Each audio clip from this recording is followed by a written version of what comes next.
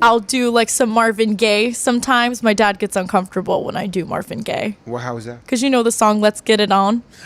You know, that'll be on my playlist in the shower. And during quarantine, I had it blasting on a speaker. Because I don't know why I have to listen to music when I'm in the shower. It just makes like shampooing a little bit more fun. And I was singing Let's Get It On. Obviously not like that. And my dad know nothing about shampooing. Very true. But anyway, so my dad would be like, excuse me, what are you doing? What do you see? I'm like, oh, sorry. I forgot for a moment that my parents were in the house. This is the Bar Up Show with Rafael Cruz from the studios of Miami Strength Club in North Miami, Florida, bringing you the information, stories, and solutions to increase your strength so you can lead a better life for yourself and the people around you. Are we starting? I don't know. Hey, what's up? This is Rafael from Miami Strength Club, and this is the Bar Up Show. I'm here with Natalie. Hello. Natalie Johnson. The Johnson. Hey. Welcome. Sorry. Thank you for having me. I really appreciate it. This has been talked about for a long time. For a long time. I mean, most of the guests, actually every guest now, since we started the podcast and we've recorded, this is the 10th recording. Whoop, whoop. Friends of my, friends and clients, and you know the story. But before we go into that, tell us about you. I mean, who you are? Where are you from? Who are you as a child? So I'm from Palm Beach, Florida, 561. Whoop whoop, represent. I've been there pretty much the majority, whole life, really. Growing up, I was always very athletic. So I was racing motocross. I was playing soccer, softball, football with the boys. I was the only child growing up. So I was like the son my dad never had, but I was also the daughter kind of for my mom. So I guess I fit like both little stereotypes, I guess. So growing up for me, I had a lot of fun doing a bunch of things. So the issue for me, though, was no matter how athletic I was still super skinny. And growing up for me, that made me really, really insecure because I was always super skinny and I had big boobs. So it was like, where's my ass? It's like, why aren't you growing and filling out? So, so after I graduated high school, I finally took the time to start working out and taking it seriously. And then I started building muscle. Obviously, I'm still not at the goals that I want to be, but I got somewhere. And so I found Miami Strength Club after a few horrendous incidences at different gyms. What kind of things you enjoyed? I mean, like you were into different sports and whatnot, being many things for your parents. So yeah, literally. What do you enjoy most? I mean, like what took your time? What were you passionate about? Honestly, growing up, I was really passionate about musical theater, but at the same time, I still loved having, soccer practice after school, after rehearsal, let out all that stress, things like that, just letting out everyday energy. Even though I was on stage, always rehearsing my lines and things like that. For me, I needed to at least break a sweat as a kid. Because, when I have a lot of energy already. So, but when I was a kid, I was like the Energizer Bunny, like how I am when I have a cup of coffee when I work out. It was like me times 10 as a kid. So I definitely needed to let all that energy out. If you're looking at yourself back, kind of like let's just say like a flash, one of those movie-like flashes, and you're sitting here right now with me, and we are looking at you on the stage. Yeah. What would you tell you back then? Like how old are you? What show are you doing? What would you tell yourself? I'm thinking more of like my 15, 16-year-old self from like sophomore year of high school. Yeah. I was an ensemble in a musical. I forgot the name of the musical, but I was an ensemble. I was just like a background person. I would definitely tell myself to stop caring about, what other people think, and stop caring about your insecurities and just live life and just enjoy it. Just put yourself out there and just have fun instead of putting pressure on yourself. Because I put a lot of pressure on myself as a kid. I think I put a lot of pressure on myself too up until I graduated college. So that would be my advice to myself, is just let loose and have fun, enjoy your teenage years. Yeah, that's a beautiful message. Yeah. Yeah. Because you got to enjoy that. You're only a teenager once, and I feel like a lot of parents or peer pressures of social media really affect teenagers. Like, for example, when I was in high school, Jen Selter, do you know that Instagram fitness? No, I mean maybe you show me a picture or something. Maybe I know what it is, but or who is a man or a woman? It's a woman. Okay. Her name is Jen Selter. Okay. And she was like a very skinny girl, but she had that big butt. And I was like, oh, I wish I looked like that. Like, so I was like, ooh, I want to look like that. What do I need to do? You know what I mean? So I think because of social media too, I was just always putting pressure on myself to like try to look a certain way or do certain things when I should have just enjoyed being a kid and just finding myself and just doing what I loved and just have fun. So in which ways? I mean, other than maybe because I hear you say something about appearance, maybe something about how was that a pressure point for you? I mean, in which ways did you pressure yourself? Let's put it that way. What were you doing? What were you not doing? Who were you hanging around with? I would say like right after high school, I was like, you know what? I'm tired of stressing about this and being insecure about this. I want to be confident. I'm way too young to be thinking like this. So Yeah. I feel like when I started my fitness journey after high school, I wasn't doing it because I genuinely loved weightlifting. I was doing it because I was trying to reach a goal. Oh. But as I continued to work out, I really found a love for it because, again, like I was used to going to soccer practice and softball tournaments and racing motocross and doing athletic things that I enjoyed. So I found the joy and the passion in weightlifting, and like that was it for me. It's like I just fell in love with it pretty much. That's so cool. Yeah. That's so. Look, I tell you what. That reminds me of me in a certain way.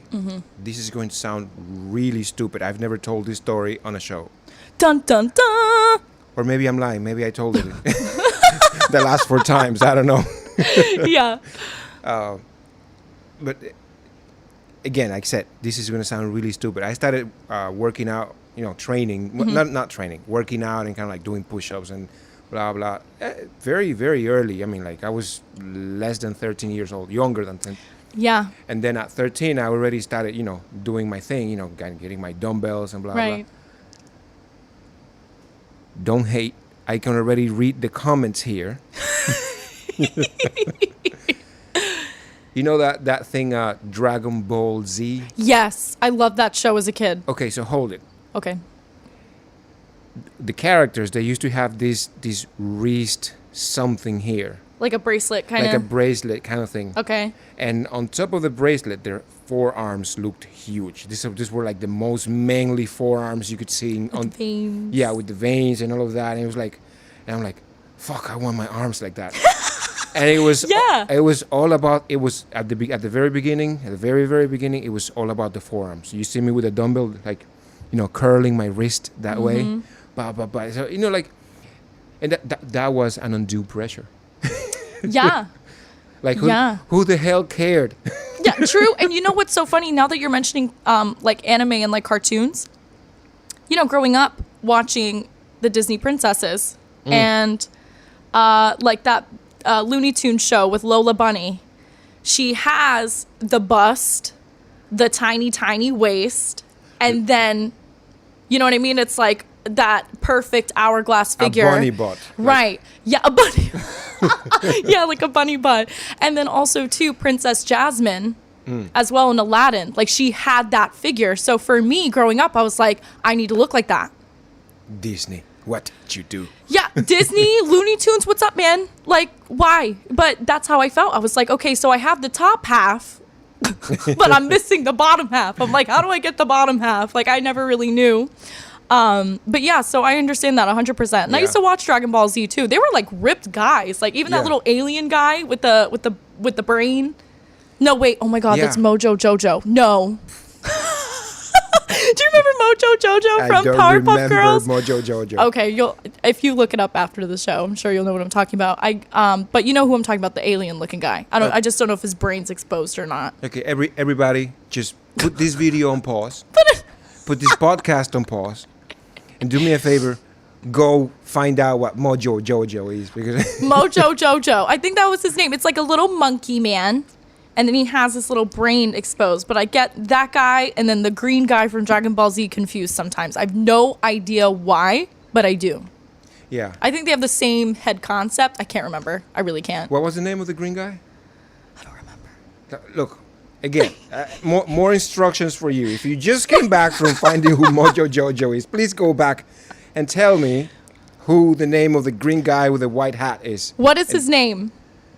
They need to drop it in the comments. I don't know, but he also had like a huge shoulder Yeah. thingy Yeah, brick house. with what do you call that? A cape. Yeah, he did have a cape. He had a white cape. Did he have like little boots? Did he have boots? I don't remember. Like the white boots? Something, yeah. And he had long nails, kind of like yours. Rawr. Whoa. Are we on to something here? Oh, God, no. Am I taking after him? I don't know.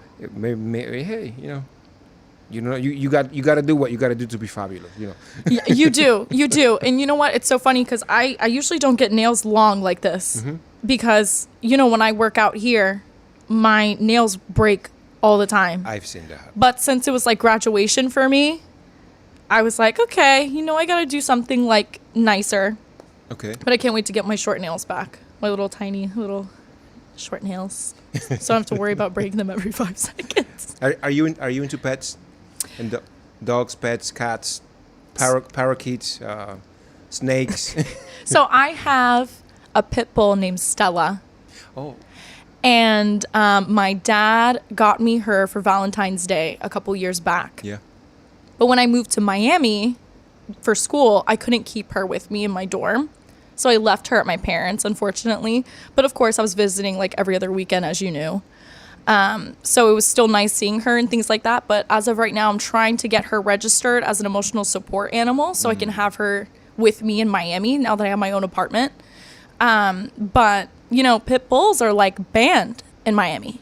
Like they're not allowed, but it seems like everybody has one here. What's behind that? You have an idea? So do you remember the football player Michael Vick? Yes. So he was doing the dog fighting at some certain point or time with pit bulls. He became infamous. Yeah, I believe he got in trouble for that too. And I guess they were doing a lot of pit bull fighting here in Miami. And that's why they're not allowed. So that's why they're considered like aggressive dogs when really they're the sweetest dogs ever. Like my Stella will probably lick your leg this entire podcast and just hang out. So it all depends, I feel like, how you raise a dog in general. Like, because German Shepherds, I'm sure, are the same exact way. If you don't train them to be aggressive and mean or whatever, then they're going to be good to you. Yeah, nurture, like you. Right. They're loving animals, Look, I don't know much about animals. Are you a dog person? I mean, you have 2 kids and... I wouldn't call myself a dog or a pet person. I do enjoy sharing time. I don't think I'm qualified to take care of, pets. And you know what, actually, I'm going to put myself out here. I'm going to put myself out here. Yeah. There's something philosophical about what people call unconditional love. And I don't know. I know that's a thing, but I'm not into unconditional love. Like, what are you loving me for? What are you licking my leg for? Yeah. Like, what do you want from me? I'll feed you. I'll shelter you, and but I don't know. It's just something weird. I mean, hey, psychologist out there. Yeah, tune in, please. No, but my pit bull, she'll bring you the water bowl if she needs water. So she'll, like, if I have her in the house, she'll pick up her water bowl and bring it to me or like my mom. Yeah. To fill it up so she can have something to drink. She's a really, really smart dog. That's sweet. And it's not like I ever trained her to do that. It's just randomly, she just did it. Yeah, you know what? It's cool. It's cool because pets, I don't relate all the way. But my son has a chihuahua. A chihuahua. A chihuahua. Yo quiero Taco Bell. Exactly. That's the guy. That's the guy. Yes. I love that. And, I see them playing one night. It's a very cute dog, rather tiny. They're kind of mean. Like one bit me in the nose one time when I was like 11, and I think Chihuahuas are like Dominicans. You know, they're misunderstood. They're really misunderstood. I am Dominican, so that qualifies me. It qualifies me down the line. If you want to find out who I am, just Google Bonao, Bonao, Bonao. That's you're gonna find is a town in Dominican Republic. Mm-hmm. I was running on the streets. Yep. In just underwear at 5 years old. If you're Dominican, you know what I'm talking about. Mm-hmm. So Chihuahuas are like a little bit, you know, like misunderstood, like many Dominicans, you know, like we like plantains and all that shit. How do you think Dominicans are misunderstood, in your opinion, besides plantains? Because that's not all we like. True. Yeah. Yeah. I mean, it makes sense. Like we like salami. I love salami. You know. Salami is so good. Mm. And a little bit of rice. And you know what? Big segue. If the aliens were here, and maybe they are. Maybe they are. Maybe we're the aliens. Like,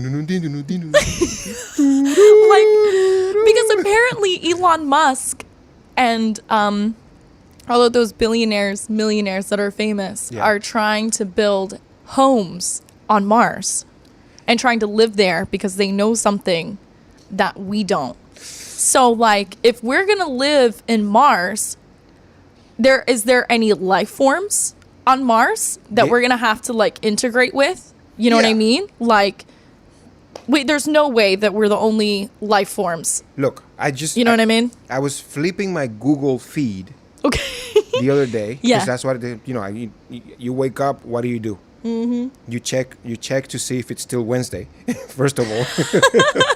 Hump day. Like, oh my God, what day is it? Am I here yet? You know, kind of thing. And then you kind of like watch the the news a little bit. You read for the weather. Right. And I read this thing, and I might have dreamed it. I don't know. But if you're interested, just Google it or something like that. Mm-hmm. There is this kind of bacteria or organism that thrives inside concrete. No way. So if you have a house, inside your walls, inside the the columns of your house, rebarb and concrete, there's life there. That's insane. That's insane. So if there's life in concrete, there has to be life on Mars.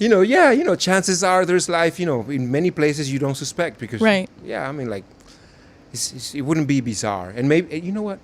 Maybe some people know that. And I know this is cuckoo. These are headphones, not tinfoil. But, it is what it is. Yeah. I tell you what, though, if I am going to Mars, I'm really going to do weight training before I get there. Lots of weight training. Yeah. Mm-hmm. I would be scared to go in like a rocket ship and just leave. I don't know. I'm afraid of heights, so that would be scary to like look out of the little window of a rocket ship and just be like, "Oh my gosh, there's my planet." You'd be pretty high. That's a long That's fall. scary. Yeah. You'd float, I think. Let's say you get out of the rocket ship. Mm-hmm. There's no gravity. So you would just kind of float around until who knows? I don't know. That's scary to me. That's a scary concept. It is pretty.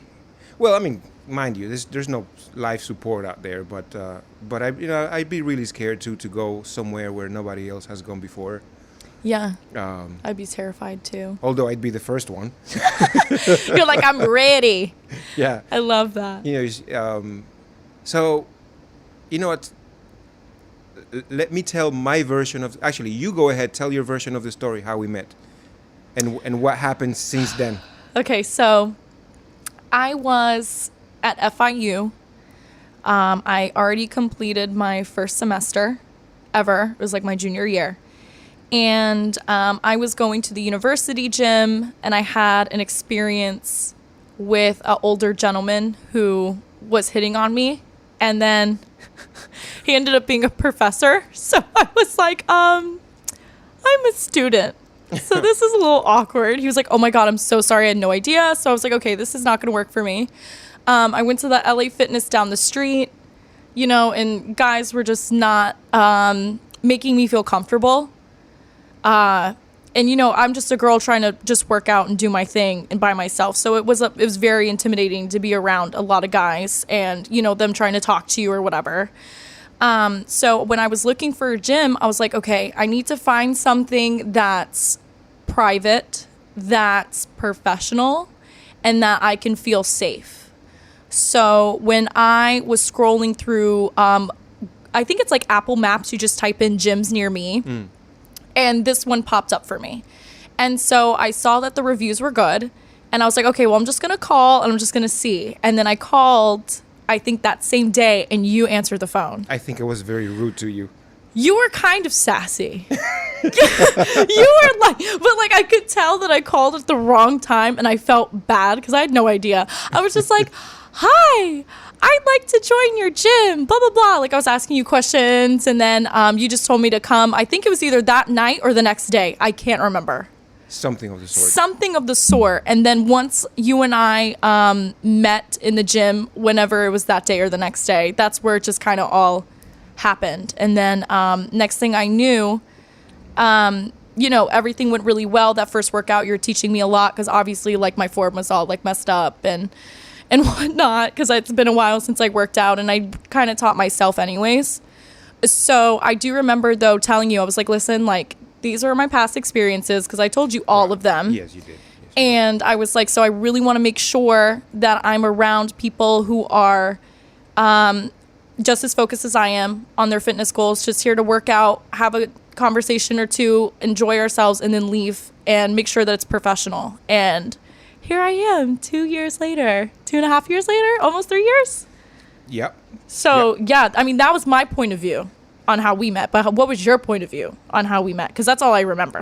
No, much. That was pretty much it. I answered the phone. You covered everything else, but I did answer the phone in my typical question. I switched like I'm a machine. I was like, hello, how can I help you?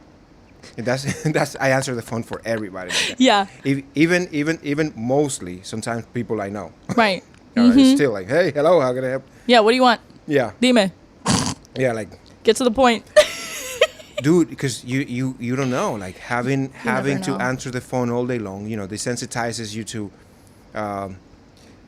people that call for the wrong purposes. You don't want to talk to this. You don't want to talk to these people. They want to talk to you, but so. You have respectfully, you kind of have a sweet voice, so I'm thinking she's going to sell me something. She wants something from me. That's so great. It's so funny. But no, I heard you loud and clear. Your concerns. I think when you told me that, yeah, it was like a light bulb went up. For me, because, the studio, this is being a small gym studio, experience. I'm like, oh my God, I hadn't thought of that, but that's exactly what we have here. Right. And then you told me that, I was like, I got the solution for you. Yeah. I'm the solution. Yeah, here. I'm the missing puzzle piece. Yeah, and it was, you know what, guys, you're not gonna believe that. And when you got here, I don't think if I had that yet, but it was really inspired by your experience. It was really inspired by your experience, and here it is. The ruler. Yes, I remember the ruler. Tell people about the ruler. Oh my God, the ruler. That ruler. Oh my God. That was the funniest thing. It was like a king with, what's that little stick called? A staff. Is it called a staff? Or something, like your batoon or something, your king stick. Your king stick. Yeah, it was like your king stick, that ruler. If you had something written down on the whiteboard, wham. Yeah. There it is. And you would tap it. Or if I was doing, I think I was doing hip thrusts for the first time. Probably, yeah. And you would say, when you feel this stick on your mid-back, that's when you know to go up. Right. Right? So you would do that. Right.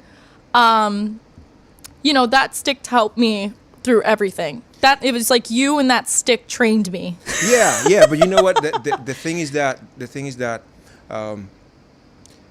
that's the kind of thing that, as weird as it may be, and this is not for everybody, of course, but you come finding results in a way that are not going to make you feel uncomfortable the way you were feeling some other places. Right. So guess what? Maybe a little bit of personal distance. It's still personal training. No, right. But guys, listen, personal training has personal distance. Right. And it's built in. Yeah. And I know that's a lesson I learned a long time ago, because when you work in commercial gyms, you are personal training your clients. Yeah. And let me tell you something about husbands. They're ready to judo chop you in a second. They're not going to. I mean, and this is not the situation for everybody. So right. I mean, everybody has their own finances, men and women, male and female, right. and anything between. If you right. pay for your stuff, I'm not trying to insinuate something, but when a husband is going to pay for his wife's trainer, yeah, guess what? It needs to look a certain way, and that's professional. So I learned that lesson, well, not a lesson, because I didn't have to learn a lesson, but I did better in business by being more professional. Right. And that's how you do better in business. Exactly. Yeah. But the thing with you and I, though, is that since I feel like our personalities are very similar, we kept it professional, but we still had fun. Oh, yeah.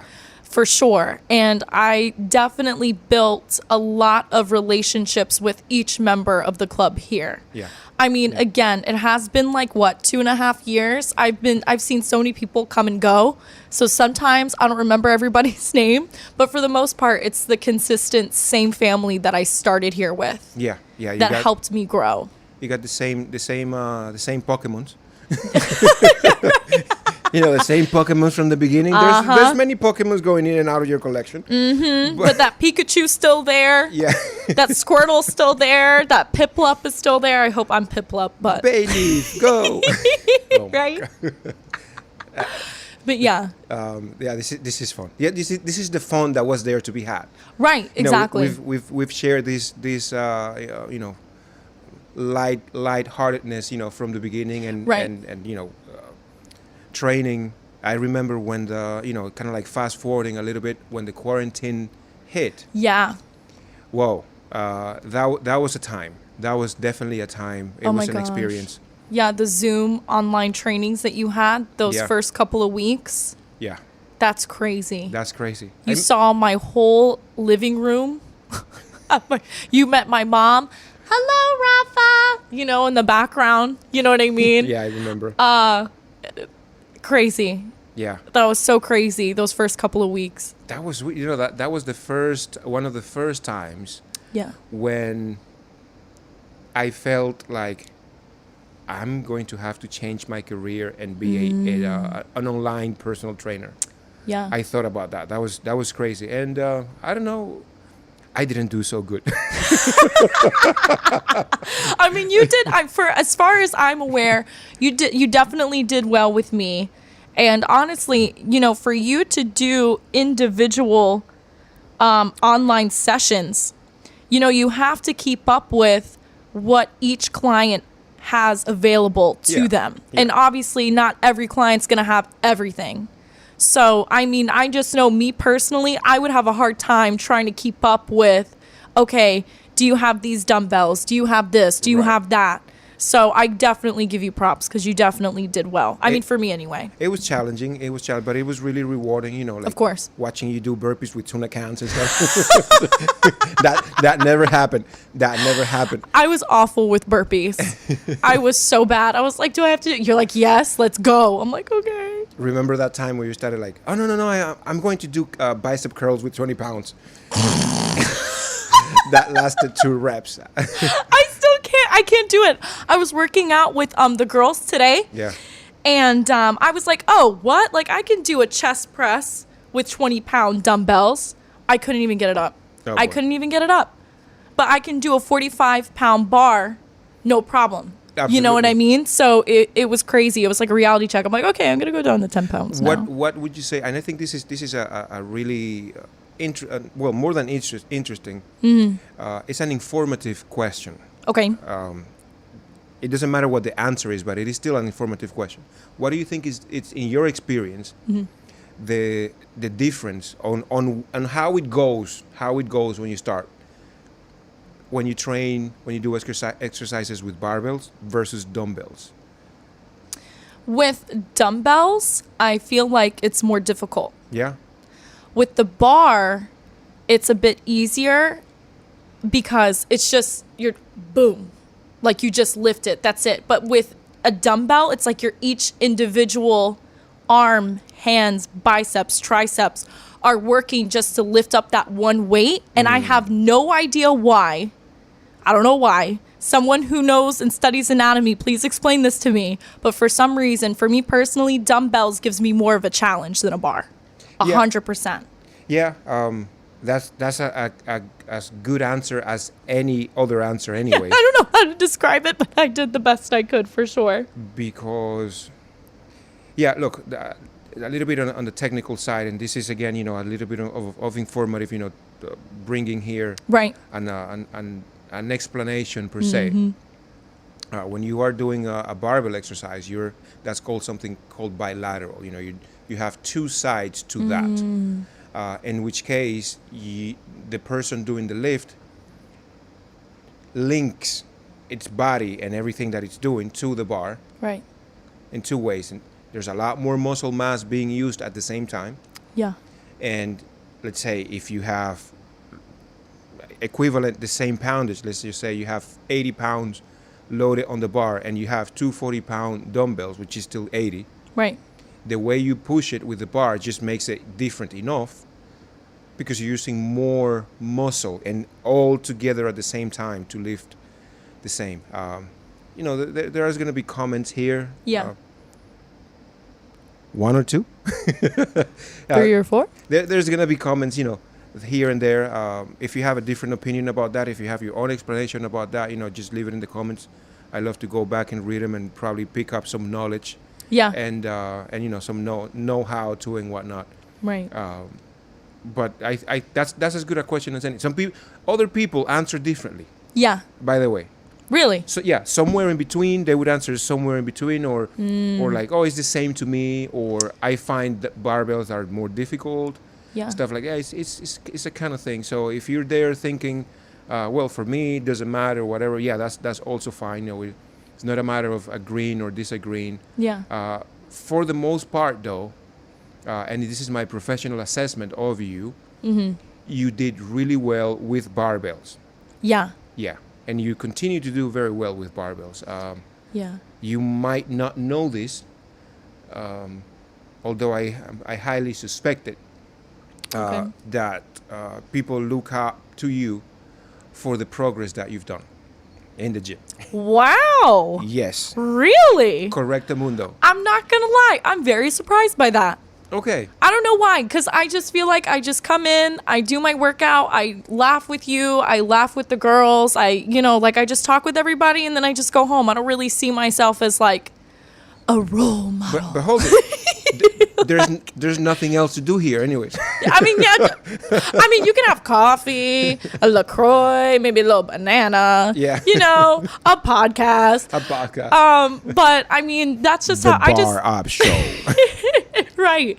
But I just see myself, I don't know, I never really saw myself as someone that people in the gym looked up to. So that's very flattering, honestly. Okay, but look, you just moved into a new apartment. Yeah. Is there anything you've noticed around, or any let's say anyone you've noticed, let's just say, I don't know, somebody in the staff of the building and the administration, some of your neighbors, if you go to the store for groceries, somebody that you've kind of like noticed more than once, like people notice people. Yeah. People notice people. Yeah. And like you said, you're consistent. You go in and out. I try to be. You mind your business. Yeah. Hey, it's been 2.5 years. You're consistent. Yeah. I mean, but there has been a lot of phases where I'll be very consistent for like 3-4 months. And then all of a sudden I'll be like burnt out.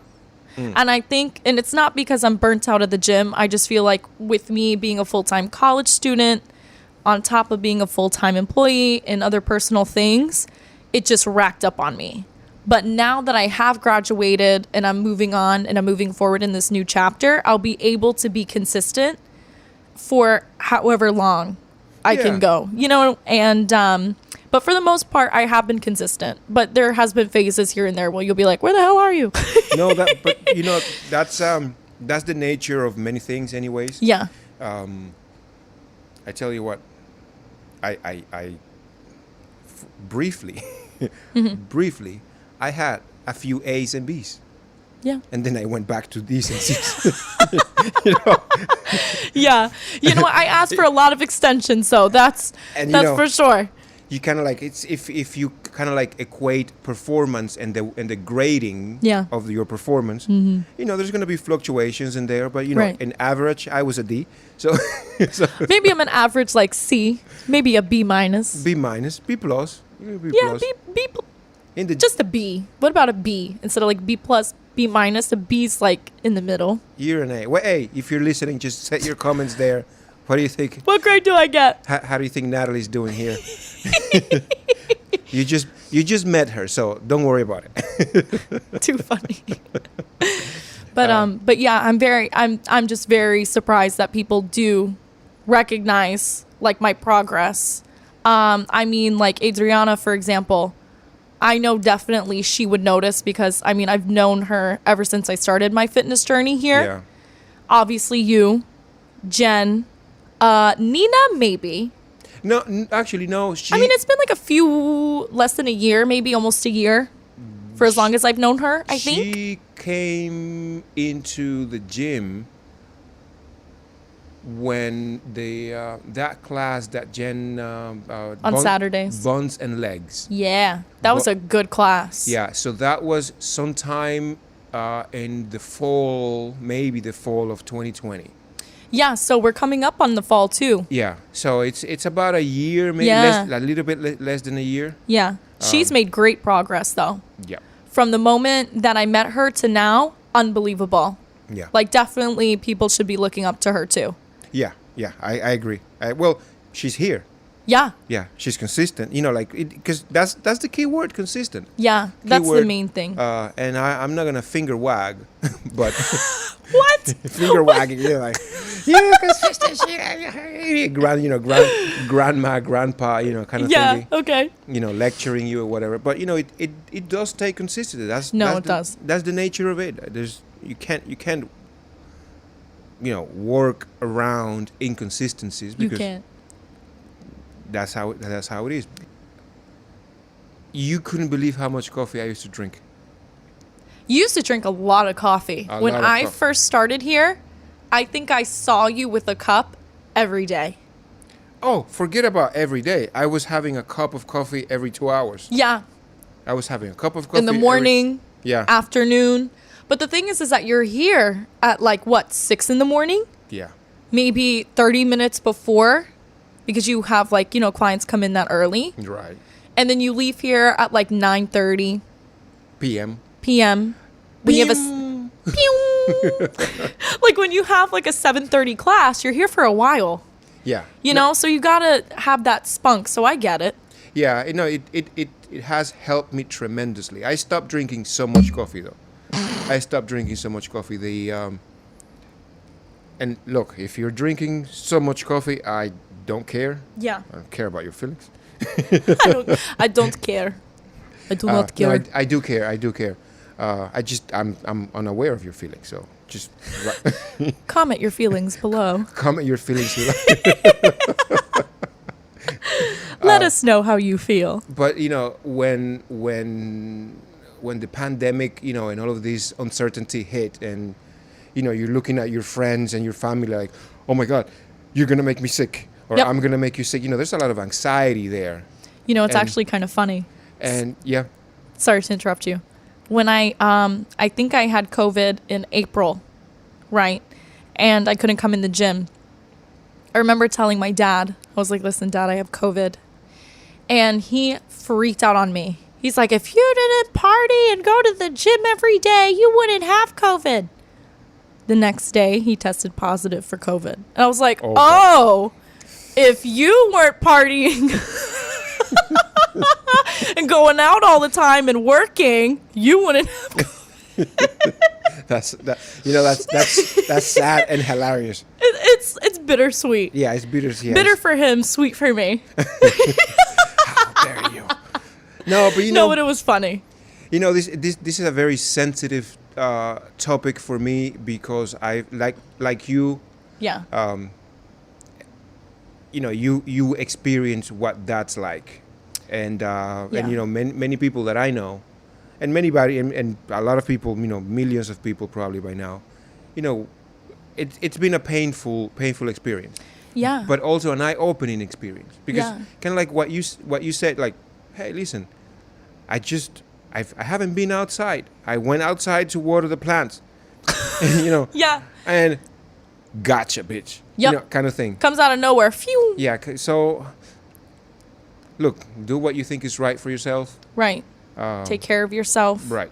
I remember too during the pandemic. I think it was more towards the end of the quarantine era. The quarantine era.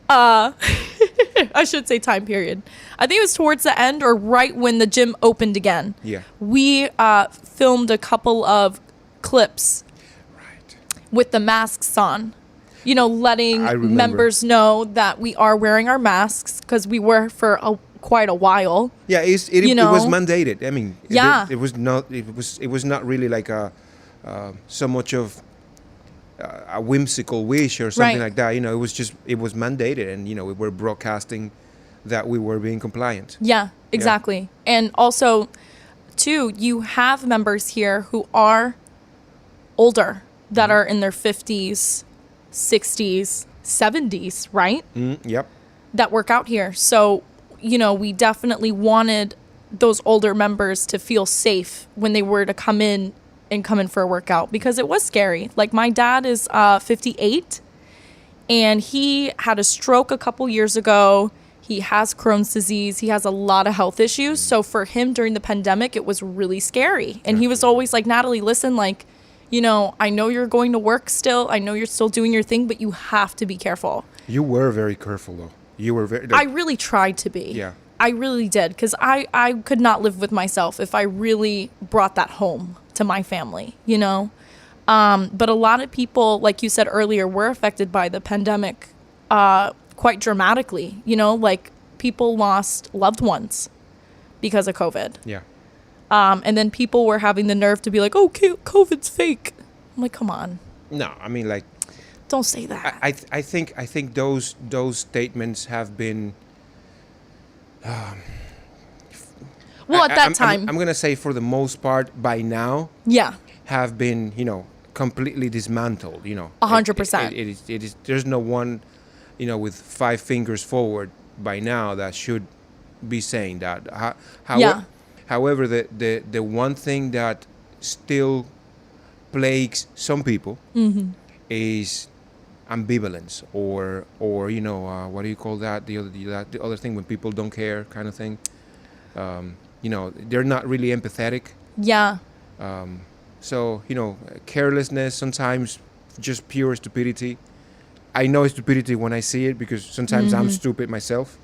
Aren't we all? Yeah.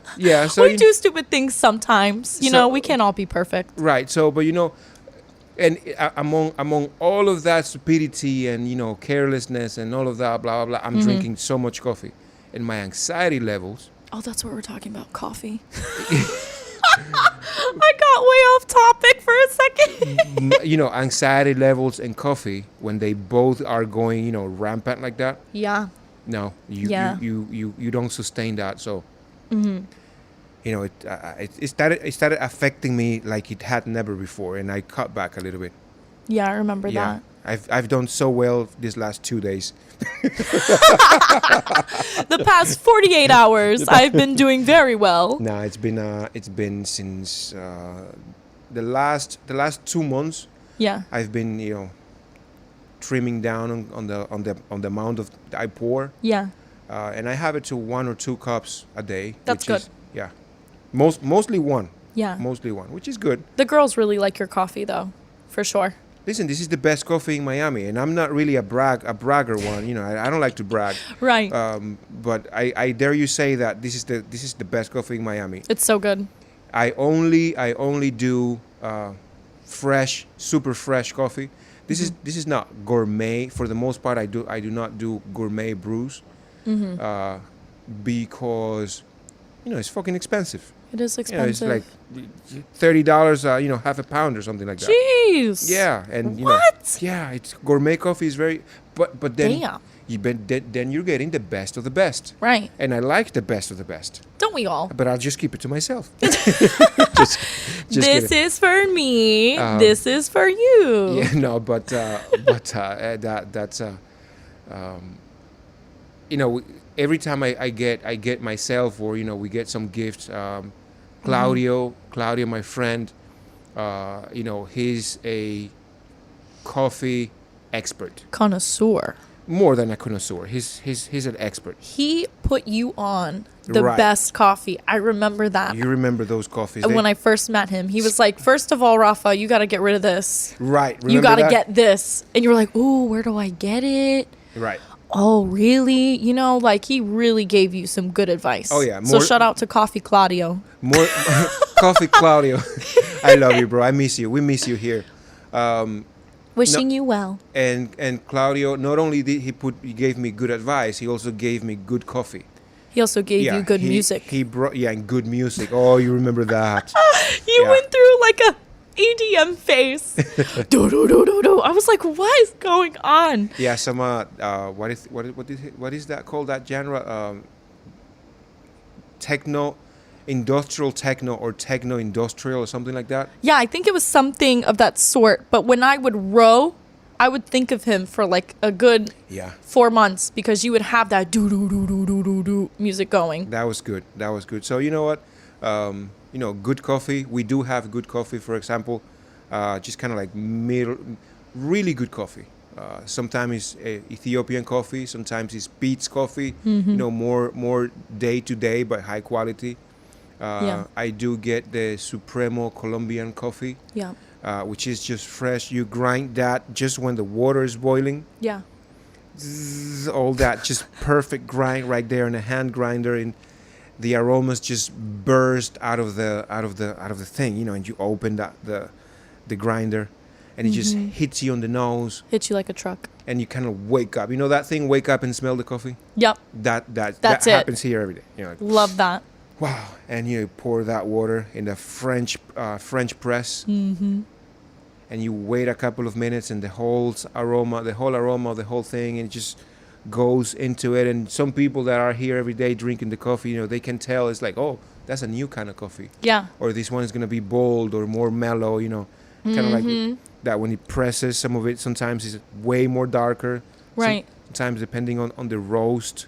So basically, members here not only get a lot of fitness advice, growth, a good workout in, but they also can differentiate between coffee smells and coffee grounds. over time, Yeah. over time, you get exposed to different things that we like here, and we're talking about things that we like, and some of us like that in common. Some of us, we also talk about movies. We talk about movies. What's your favorite movie? Honestly, I don't have a favorite movie, but my favorite movie at the moment is Luca. What is Luca? It's the new movie on Disney Plus. It's that like little cartoon, because I have family friends who have kids, and it's all over TikTok too. And the kids are always like, I want to be Luca for Halloween. I'm like, what is Luca? I'm like, what is this? I bought a Disney Plus membership. And I watched the movie, and it's just about this boy who lives in the ocean, in the waters of Italy, and he's a sea monster. But he doesn't know that when he comes out of the ocean onto the land, he turns into a human boy. I think I've heard about this guy. So I feel like Kai and Lola would like it a lot because it's very colorful. There's not that much singing, though. That's the thing. Sometimes I don't really like all the singing. musicals, right? I mean, I did musical theater for a majority of my life. And when I watch movies, sometimes I'm like, can we skip through the song, please? And, like the fact that I want to do that says a lot. So, there's not as much singing as I, intended it to be. So, which is good. But it's such a cute kids movie. Yeah. I love it. I guess I'm still a kid at heart at 23. So listen, you still sing? Are you still like into it, or? I sing in the shower. Okay. So I'll have Whitney Houston tributes. Oh. I'll do like some Marvin Gaye sometimes. My dad gets uncomfortable when I do Marvin Gaye. Well, how is that? Because the song Let's Get It On. That'll be on my playlist in the shower. And during quarantine, I had it blasting on a speaker. Because I don't know why I have to listen to music when I'm in the shower. It just makes like shampooing a little bit more fun. And I was singing Let's Get It On. Obviously not like that. And my dad know nothing about shampooing. Very true. But anyway, so my dad would be like, excuse me, what are you doing? What do you say? I'm like, oh, sorry. I forgot for a moment that my parents were in the house, so that was a little awkward. But depending on my mood, I just have tributes with specific artists, usually kind of old school for sure. You know what song I remember listening in the background when I was, and listen, I do something kind of like shower. It's not a shower, because if you just kind of like, if I soap myself before I get wet. Yeah. And then walk under the shower for 2 seconds and rinse. While I listen to what is it, Happy from Pharrell. Because I'm happy, never alone. If you feel you shower to that, you're done in 2 minutes. The perks of being a man. It's so funny because if you ever see my shower, I have about 12 products in there. Let's just be clear about something. You will never gonna see it. I'm never going to see your shower. Well, for my audience, No, I'm just kidding. But I have about that's the thing about being a woman. It's like, for me personally, I guess I'm a little bit more high maintenance than others, but I have the shampoo, the conditioner, and the hair mask from the salon. Then I have the exfoliator, the bar of soap, the body wash, the exfoliator for hair growth because I get waxed. And then, you got to get all these different, I got so many different things going on in there, and it just takes me forever. And I always hate it because it takes a long time. So I feel like when I do have that playlist of good music going, that's cool. It makes me enjoy it. Or Miami has the worst traffic ever in the state of Florida. It's not getting better. No, it's not getting better at all. But having a good playlist helps me, because at first I used to go crazy. I used to hate the traffic, and I was like, oh my God, I miss Palm Beach. I'm somewhere in 10-15 minutes. So I learned to love the traffic and love the journey to places and not rush. Yeah. It helps a lot. It helps a lot, enjoying that bit of nuance, if you will. If you find value in the nuances, you get to appreciate certain perspective of the thing, because you have to stop and consider. You have to stop and consider. Right. And in a certain, in a mental exercise. To stop and consider. Let's stop and consider this right now. When you started squatting, that was bad. What was that like? Why It was uncomfortable. I was uncomfortable because I didn't have the proper form. So when I squatted here for the first time, I knew I was doing something wrong. Look, but I was like, oh my God, I'm doing something wrong. But of course, you were there to guide me. I know Jen gave me a few pointers too. Yeah. The positioning of the hands. I should always lean forward when squatting. Yeah. Keep my shoulders back. Try to look at the cone. You had the cone for me on the floor for about a year. Yes, it's about a year. About a year I had that cone. Even when you weren't paying attention, I would put the cone in front of me just in case. I remember, having that. But you did very well. And stopping and paying attention to the nuances. Exactly what you're talking about. Yeah.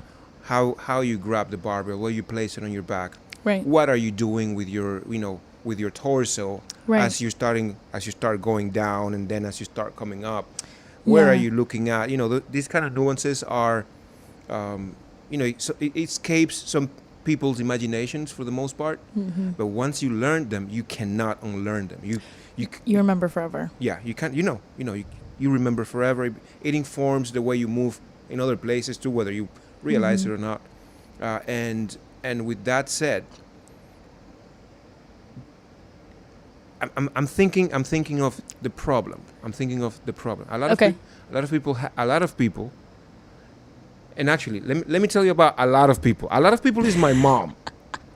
A lot of people is my mom has problems. Oh my God. My mom has problems. Not the ones you think she has, but the ones I'm going to tell you about it.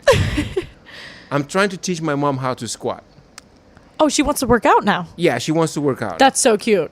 So he's like, but I don't have a gym. And I tell her, but you can squat. And but my knee, she fell down the stairs some about a decade ago, and she was off and had knee surgery and this and that. It's like I don't think I can get in shape, and there's these. I wouldn't call them excuses because she's actually she's trying and actually started. That's good. But there are this resistance, the resistance of not knowing how to. And we all go through that, We do. Of course, I don't want to break my back. You're not going to break your back. But, that's what you think. Right. That's what you think. That's right. what so I'm teaching my mom how to squat, and she just doesn't know how. And Mom, you have to lean forward. Mom, just pretend you're leaning forward to sit, to sit down. Right. So after many trials, what I do is I take her to the kitchen. Yeah. I have her hold her hands in the inside of the sink. Oh, nice. Okay. And put a chair behind her. So now she has to lean forward. Right. As she brings her hips down. That's good. Yeah. That's good. But those are nuances, and that's what I want people to stop and think about. Right. When you're trying to do something, and I'm talking about, starting to get strong and doing exercises and whatnot, which is a topic that we all have to consider for ourselves or the people around us. But when you're talking about starting something, yeah, like moving, you just moved. Yeah, that was a pain in the ass. That was a pain in the ass process. Why do you move it? What is it? Where is it that you are now? I'm in downtown Miami now. Okay. Yeah. All right. So I want to go back to squatting, but how many things did you have to do information wise, research wise, to find out how you start moving? The first steps. So I'm the type of person where I kind of my whole life had to figure out how to do things on my own and learn along the way. So this was the first time I actually am like moving to an apartment. It wasn't like just moving into my dorm like it was when I first moved to Miami. So first of all, you got to find a place. There you go. I was hunting for a place, and I was talking about this too, like 3 months ahead of time. Let me play tennis with you right now. Yeah. Kind of like, first of all, you have to find a gym. Go. Well, that's what I did when I first moved here. I was like, okay, now I need a gym. I got a job. I know where I'm living. Now I need a gym. Right. So I'm going to equate your experience of discovery and successful moving with the experience of discovery and successful training.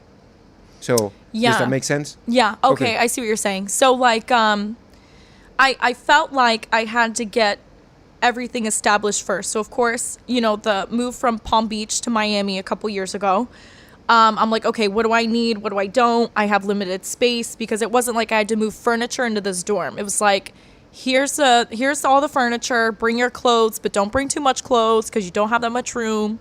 If you are moving into a dorm and you are like a college student, please buy a mattress topper because those little cots, they don't do it. You need to figure out what kind of program you're going to do and what you need. Right. And then do not carry the things you don't, Yeah. If you picked yoga, for example, don't go dressed as, a basketball player. Yeah, and that was the thing too. When I finally found this gym and I found you, I was wearing my workout attire from like high school and from soccer practice when I was a teenager. And I was like, okay, well, now that I'm actually really weightlifting now and I'm doing this every day, I have to invest in like leggings, actual shorts. Never found actual shorts, but I need actual shorts where, you know, I'm covered, or like I need to find more sports bras that are more supportive, more tank tops to kind of like throw over, which actually helps at the Miami Strength Club. You can get a Miami Strength Club tank top, t-shirt, mask. So merch link below. I'm just kidding. So you find your program, you figure out what you need, and also you get the gear that is going to allow your performance, right? And also curtail some of your inhibitions that you may have, because, you know, listen, if you're the guy who shows up with a cut-out T-shirt, you know, showing your nipples, you know what? That doesn't fly here. Maybe you have great-looking nipples, but you might. You might. Hey, they might be pierced. I don't know how. I don't feel. We don't know. I don't feel particular about that, but that'd be so funny.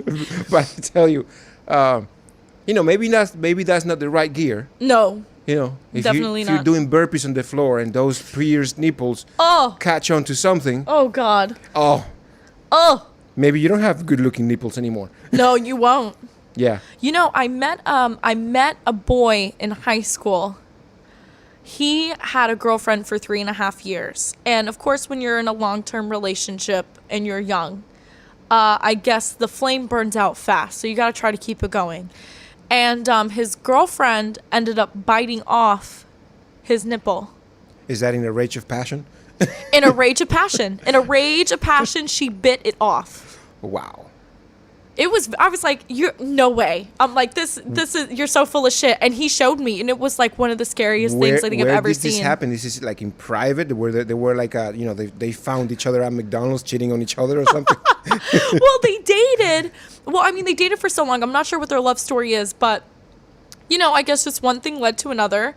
And, you know, they were just like, you know, with the Marvin Gaye song, Let's Get It On.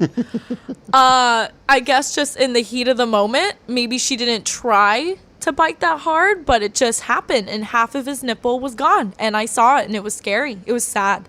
Is there such a thing as nipple reconstruction surgery? You know what? There has to be. There has to be some kind of nipple reconstruction surgery. Nipple because reattachment. I think in Sunny Isles, there is a cosmetic podiatrist, and I saw that they do like surgery scar removal with like a laser. Wow. Yeah, so since I have this scar on my foot, I definitely want to do it. For sure. At one point. I want to wait till like I'm completely healed and like more back to normal in like a year or two. But yeah, like if they could just laser off that scar, I'd be phenomenal. I'd be fine. So they got to help the nipples out. Yeah. They got to help my friend. Hey, it's only right. You know, there's medical technologies for so many things now. Oh my God, I know. Yeah. It's crazy. It is so crazy. Have you heard about the threading with the eyes? So girls do this little cat eye look where it kind of puts them up, and they put a thread into your skin, and they just pull it up. It's insane, and it just sits in your skin. Isn't that a crazy concept? I just got like some chills in my back. But like imagine just a piece of thread, and then the doctor's just like, you know, just like messing with your eyeballs. You know what I mean? Like that's crazy to me. Hey, look. Each to their own. Yeah. But that scares me. If somebody just walks in the gym, and can I tell? Would I be able to tell, or that's something like you just don't really figure it out? I don't know. I think you wouldn't be able to tell that there's a thread. Could you tell I did it? I feel like, I mean, that's the thing. It's like there's so many plastic surgeons out there that do all of these procedures on men and women. Yeah. And it looks natural and it looks really good. Now, if you're going to Dr. Miami. Thank you to those surgeons, plastic surgeons, who, you know, you do your work. You do your thing. And it's like you can't, because you know what? Now you're playing God. Now you're really playing God. No, like, look, I feel strongly Yeah. about this. I'm gonna speak my mind. Right. Do your Listen, thing. listen, plastic surgeon, who you're doing the thing where you kind of like look it and it just looks enhanced, but you don't really know that. Yeah. You can't tell that was, that you were there, kind of thing. Mm-hmm. Great. Yeah. Great. I mean, like, there's a certain beauty to that idea. Right. I mean, that's my opinion. You don't have to share my opinion. I mean, some people actually want the opposite of that. It's like some people just want, like, I had it done and you're gonna know about it. Right. I mean, it depends on the person. Some people want you to know and some people don't. And that's the great thing about some plastic surgeons, though, is that they'll make it look natural for you if you want, or if you want it to look, if you want to look a certain way, they'll do that for you. They'll make that dream happen, of course, without sacrificing your health. I would hope. I hope, but and you know what? I don't want to sound like what I just said before. What I was judging, because, for example, if I put hair on my head, if I put like hair plugs, Yeah. I'm gonna let you know. True. I'm not gonna keep shaving my head. So. Now, people go to Turkey to do that hair treatments and hair placements. Yeah. All the time. Why Turkey? Because it's cheaper. Oh. Like, people get their teeth done there, nose jobs, those hair treatments like I was just mentioning. They do a lot of procedures in Turkey because it is cheaper than the United States. Hey Siri, find fairs. Book a ticket for... Wait, is your Siri actually on? Of course it That got is on. so funny. And I have my cell phone on Do Not Disturb. I love that. That's spooky. That it is kind of spooky. You know what? Speaking of spooky stuff, Yeah. people brace. If you're standing up, sit down, hold on to your chair. I heard that there's something of called kind of like you remember. You heard of the movie? You're not so much into movies per se, but you heard of the movie Terminator Yes. with Arnold Schwarzenegger. I am the Terminator. Yes, My awful impression. I'll be back. I'll be back. John Connor and what was her name? Sarah Connor and all of those. Those are the characters. And in any case, I don't want to ruin the movie for you, but there's the threat that they're facing has to do with a computer program that is artificial intelligence. And this thing goes rogue. Have you watched that movie? The Terminator? No. Yeah, I okay. just know the iconic little lines. All right, so good. So they have this computer program Right. that starts acting up, and there's a whole history to it. Quite literally, there's a whole history to it. And then this thing just knows everything and finds, and the Terminator is actually controlled by the computer program. Oh, okay. Yeah. Interesting. The computer program is called Skynet. Okay. So if you can sort of imagine a computer program that takes over the world and has built-in technology to chase you, to find who you are, and kind of like what the Terminator does, it goes out and terminates. Similar technology supposedly has been put in place, and now there's like how people have like privacy concerns. Yeah. I forget about Dios mío, forget about your privacy. Like if you thought privacy was almost non-existent, Yeah. that's it. It's over. Like it's game over. According to some videos that I saw on YouTube, and if you see it on the internet, it has to be true.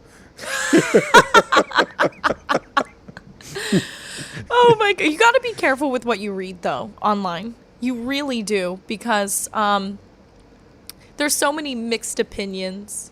I'm down. False info. This is a piece of info. If you're down to reading lately, if you're into reading, the number one true thing, the truth, you're gonna find it if you start reading curse words.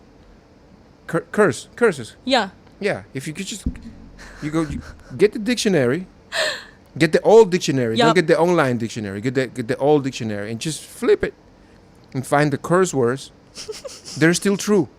Yeah. They're still true. Everything else around it, it's like oh, this change, and yeah, world is made of change. You know what doesn't change? What? Motherfucking squats. You know what? Speaking of squats, I actually wanted to bring this up to you earlier this morning. So I'm glad that we're on that topic again, because I totally forgot, because you know me, my memory is awful. So I watched a TikTok, because I get a lot of fitness TikToks that pop up on my For You page. And this woman was talking about squeezing at the top. You know, when you have to squeeze your glutes to get your glutes more. So what she was saying was, if you squeeze and move your hips forward, in the end, that's going to cause you a lot of lower back pain. Go on. And I'm guilty of doing that. For sure. At the top of a squat, I always squeeze really hard and I move my hips forward and then I go back down again. Yes. So she was saying for you to just squeeze at the top without that forward hip motion. But is that an accurate statement to say that that can cause like lower back pain and other issues like in the long run? Or to you, it's not really like a big thing? Well, for me, it is a big thing. Yeah. Let me start by saying that my forward statements are not meant to treat, diagnose. I am not Dr. Cruz. Medical conditions or back pain or anything like that. But no, it is true. Listen, the let's just say the design of the body, of, the typical human body has a curvature on the lower back that when you squeeze your glutes, meaning you kind of thrust the hips forward, and let me not be so graphic, but like you squeeze the glutes and push forward like that, and it feels tight, and you feel like, oh wow, I did finish this rep, and I can feel it. That's how I think. Yeah, I can feel it. Oh my God, this is gonna be, I'm gonna be so sore, and I'm gonna celebrate it. Guilty. Well, here's what happens: the design of the body. Yeah. When that happens, the lower spine, the lumbar spine, goes into what's called flexion. Meanings it kind of bends. You see how at the bottom it's there's sort of like a tail form. Yeah. To it, the tailbone kind of thing. Right. Well, if you start trying to bend that in the opposite direction, kind of like this, it has that shape. Right. So when you if the back of my wrist is the buttocks, then as you bend in, your spine goes, or that section of the spine goes into like a banana shape kind of thing. Oh. And if you look and remember the anatomy, you have the spine is composed of vertebrae, and you have a piece of bone, a piece of cartilage called a disc, and then a piece of bone, and then a piece of cartilage. So depending on how you move your spine, though that cartilage gets squeezed by the bone. That's where people call bulging discs or herniations and stuff like that. Now, Yikes. in the proper context, and with the proper, when I say proper, I mean generally speaking, don't do anything stupid, like carrying way more weight than people can, or moving certain ways for in the long term, or whatnot.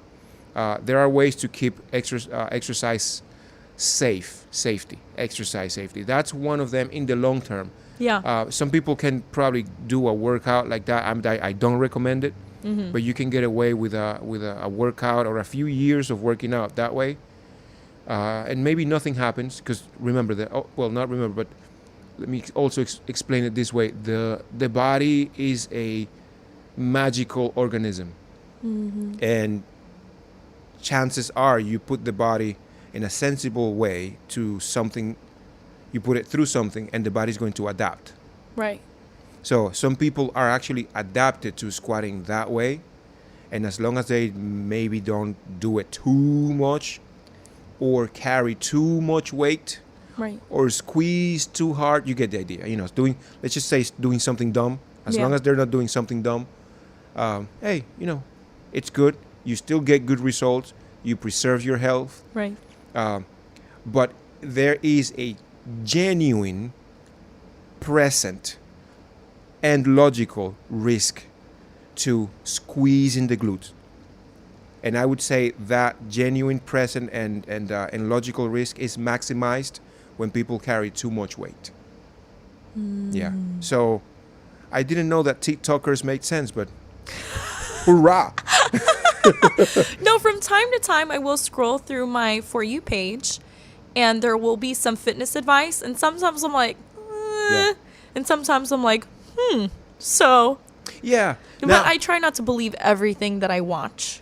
well, now let me the other alternative and the channel that you watch Yeah. proposed it. I would say, if I heard correctly, you can squeeze without propping your hips forward. Right, that's what she was saying, that you can squeeze without moving the hips forward. Right. The way to achieve that, and I'm going to tell you a step-by-step process to that, Okay. is when the bar is on your back. Of course, we probably are talking about a either front squat or back squat. When you are at the top, at the very top, which is the beginning of the exercise, you start there, you go down, and then you go back up, and that's, kind of like beginning and end position.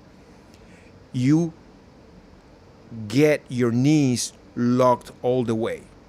Essentially, you want to flex your Quads? quads. You want to flex your quads. And I don't mean for those of us who are, listening, or since I'm not really demonstrating, the position, but just describing it. That means you're not bending your knee backwards. You're actually doing the opposite. You're kicking into your leg until your knee and your leg is fully straight. Fully straight. At that point, you should feel your quadricep muscles flexing, meaning they are contracted almost maximally. And when you do that, then you squeeze your glutes, you clench your butt cheeks until there's no more clenching to be done. Yeah. Right. Without pushing your hips forward. You're not pushing your hips forward, but you're just squeezing in. And that's about it. That's about it. It does the job. Yeah. For example, one can get in that position when doing hip thrusts. It's a very similar position to that, Yeah. because the hip doesn't really flex the spine. Right. Not in any meaningful way. There's a little bit of flexion there for some people, for Right. most people, I would say. But there's and when I say flexion, I mean you can't completely tuck your tail, your glutes, and your hip, like hip tucking. Right. If a person is doing a hip thrust, adequately Right. and efficiently. And maybe some people are doing it, but for me, that's not nor here nor there. Sometimes there was a point where I was doing hip thrusts where I would either feel it in my quads or my hamstrings. And I remember after, doing different foot placements and positions, I finally found that that perfect position where I felt it in my glute. But there were times where I was doing hip thrusts and I would feel that in my quad only.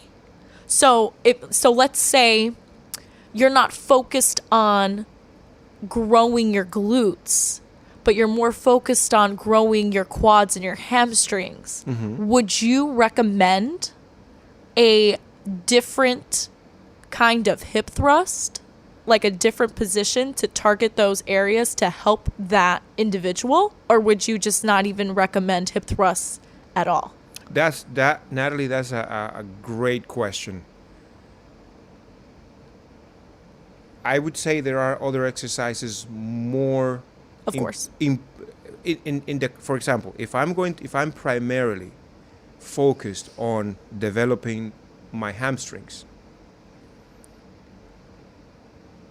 conventional hip thrust might not be at the top, at the very top of the list. Yeah. So now I guess the follow-up question is, would I still recommend it?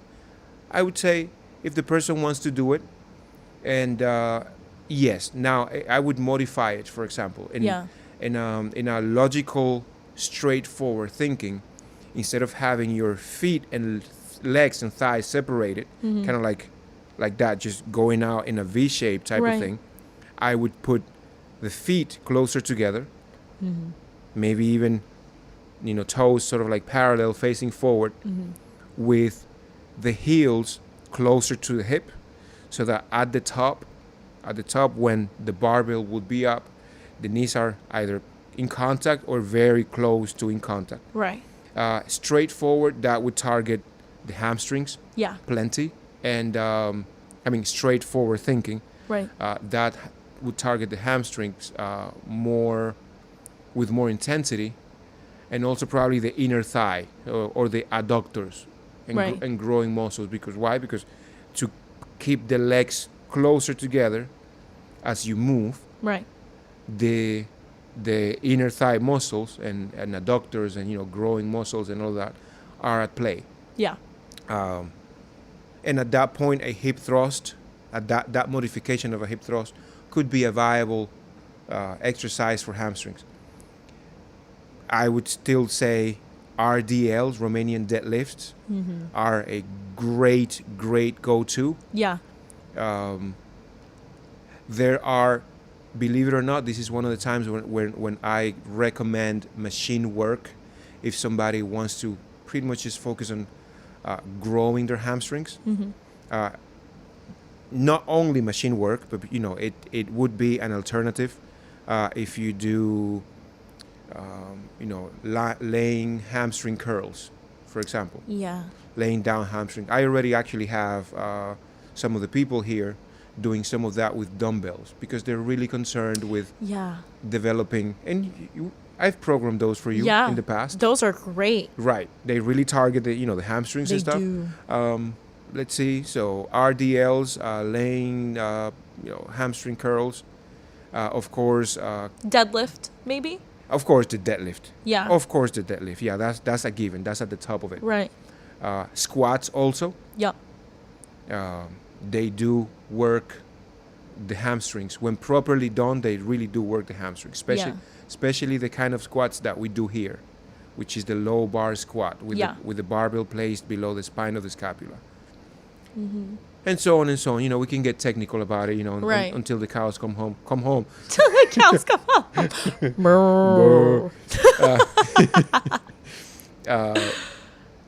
But that is a great question. Is there any other question you think plagues your mind when you're training? I was like, how can I do this? How can I do that?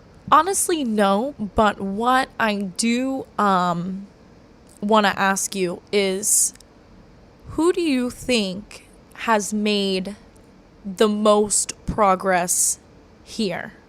Because how long have you had this gym open? We are going into 2 years and 8 months now.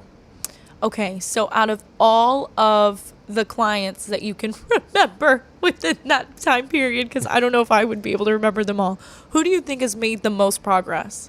Because, Johnny's been here for a while. Johnny's done fantastic. Johnny, you've done great. Fabulous. Work, yeah. Bitch. Yes. Johnny's done so good. Yeah. Johnny's done so good. And your triceps are remarkable. Remarkable. That the easy bar, everybody in the gym, and I shared this with you, Johnny. The easy bar, we call it the Johnny bar. The Johnny bar. The Johnny bar. I love that. The easy bar, based on your skull crushers, working on your triceps and biceps and stuff like that, Johnny. It's a lot of people here in the gym, just they want to know you. Hey, the Johnny bar. Hey, where's that bar? That guy's. That is so funny. I didn't know that there was a Johnny bar. Yeah, until it's a Johnny now. bar. That's so great. Yeah. I love that. So you would say he made the most progress. Which actually, Johnny, and you and I, if you don't mind, we can talk business later on. But I'm going to claim the Johnny bar as my brand, and I'm going to seek developers and designers to design the Johnny bar. That would be our own barbell. That'd be so cool. That'd be so cool. That'd be so great. It's mine. It's mine. I'm claiming it now. So I'm so glad that you highlight Johnny's progress. Yeah, for sure. The way I can give you many examples. Now I tell you what, and this is not a political cop-out answer, because what we do here is so individual as far as where we do program, but we do program with you specific in mind, and I program Johnny for Johnny specifically in mind, and I program all the other members with their own particular targets and goals and objectives in mind. If I compare them now to when they started, you can really make the argument that everybody has just done remarkably well. Remarkably well. In terms of transformations, some of the most noticeable have been, you are one of those. You probably do not appreciate yourself the way people see you, but you've done a remarkable, noticeable, spectacular, and so on and so on. Thank you. Those are not, by the way, I second those words. I'm repeating these words, but they're not only mine. They're not only my words. Thank you, everyone. Yeah. Typically, people ask for where's that tall girl? Yeah, the tall girl. The tall girl. Yeah, and tall is euphemism for other noticeable things as well. Oh, I didn't know that. Yeah, learn something new every day. We are civilized, and we're civilized. We're not just going to start describing people by the most noticeable attributes. So we go right down. Well, I appreciate being described as tall. Yeah, anything else. Yeah, she has a very positive energy. She's laughing and courteous and comes in and just the room lights up and then she kind of just sweet. Focuses and start exercising very hard, and she's always writing down her workouts on the log. And I didn't do that today though. Sorry. No, I mean, but these are things that people notice. Yeah. Speaking on progress and kind of like what the culture of the club is like. We all make tons of progress. We do. So you are an example. I would say Nina's a good example. Nina is a good example. You tell me, and you tell me, I tell you. You tell me one, I tell you one. Adriana for sure. Adriana is a great example. Inspirational. Truly, she's my role model here. You and her are like my two role models here. And I feel like, too, I can relate to her personally because she's been through a lot. And I've been through a lot. And she still comes in here with a positive attitude, ready to work. She has her coffee, she laughs with you, and then she's like, all right, I got to go. Yeah. I got to do my set. Like, she's very focused and very driven. And I definitely admire her for that. She's like my gym mom. Hoorah. Hoorah. So her definitely, like I said before, Nina for sure. From the moment that I met her to now, she's definitely made a lot of progress. And she's also giving me feedback.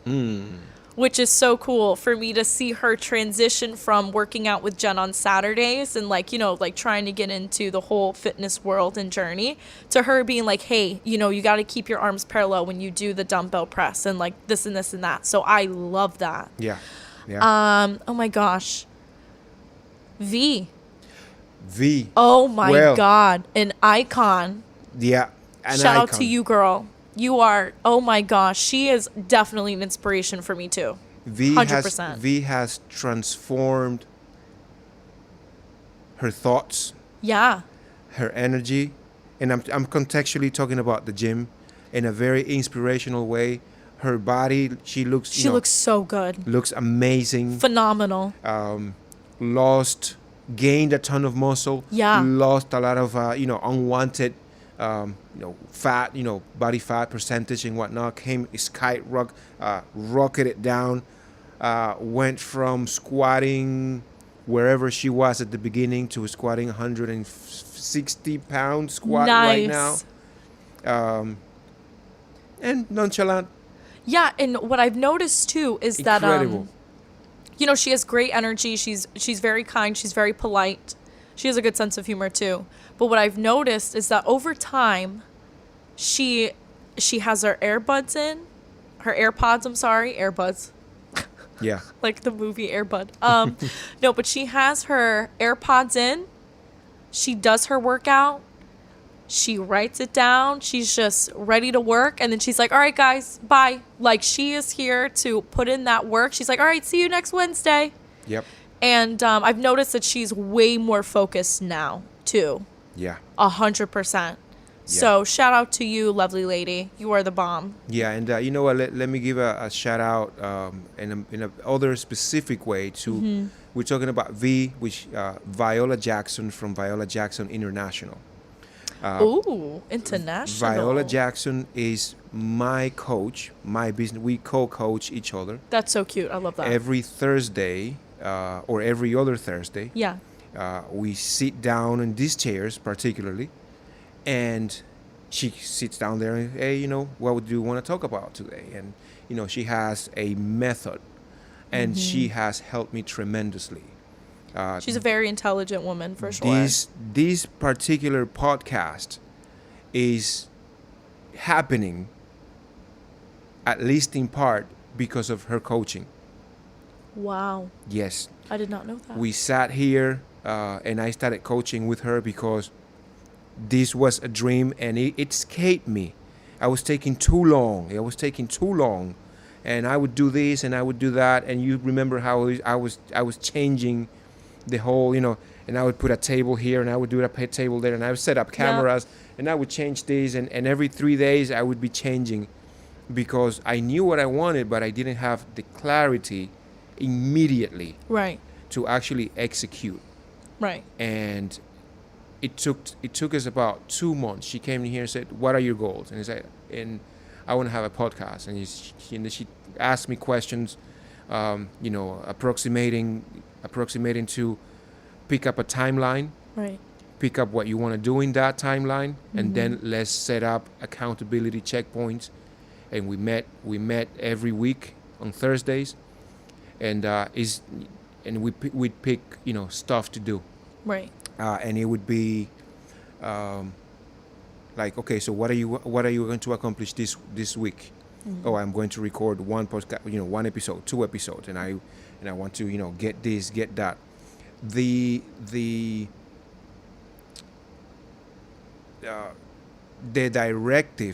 directive of reaching out for interns, and this is something that you have helped me with in at least 2 occasions, came out of coaching with Viola, which is look, you think you can do it all, but you can't. Right. You need to start team building. You need to look for whoever is in the right position, and of course college students who are bright, are passionate about fitness, understand modern technologies in a way that it maybe escapes me. Because I look at, I made a jab, for example, at TikTok and whatnot. Yeah, I am making it a thing because I don't necessarily understand all the TikTok technology. So I make fun of it in a certain way, just to feel better about myself. But ton of young people and ton of people of all ages, understand TikTok way better than I do. So I was looking at people who could inform me and educate me on, hey, this is what, if you're trying to do this is what's important for you. So shout out to you, V, for coaching, for your outstanding intellect and patience and fortitude, of emotional fortitude, your character and your personality. We love you. We do. We love you, V. Yeah. And I'm going to make this a clip. Yeah, make it a clip for sure. Yeah. For sure. So who else has done way Well, let me see. Those are really, really good examples. We started with Johnny, then went down the list. I will not fail to mention the Roman family. Yeah. For sure. Ricardo, Isabel, Dedicated. Carmen. Dude. Yeah. Yes. They yes. are like the best trio ever. Yes, they are. Yeah. And actually, they're in line probably to be here for the next class, starting sometime shortly around 4:30. What time is it now? What time is it now? I should know. What time is it? But you know, we've been here for a while. Yeah. And I have to start prepping for coaching. I definitely want to do this again. For sure. Yeah. Of course. Listen, Part 2. I want to, if you like, would you be open to sharing ways in which people can contact you? I don't know, some social media handle or LinkedIn or something like that. Okay, yeah. I'm definitely on LinkedIn, Natalie Rose Johnson. Also, you can follow me on Instagram, Natalie Johnson with 2 H's. So NATALIEJOHHNSON, since I have a very basic name. Feel free to message me, follow, like my pictures, do whatever you'd like. For sure, but this was fun. Thank you for having me, Rafa. I really appreciate it. Thank you, Natalie. We definitely have to. I'm stoked. I want to do this again. For sure. This went by so quick. Yes. That's crazy. It's crazy. It's crazy. so fun, though. Well then, until the next time. Thank you. Until next time. Thank you, everyone. Thank you, Rafa. If you enjoy this podcast and would like to support the channel by continuing to listen to our podcast releases and short clips, consider subscribing. It will help a lot to continue to bring interesting guests that promote our vision of helping people become stronger so that they can lead better lives for themselves and the people around them.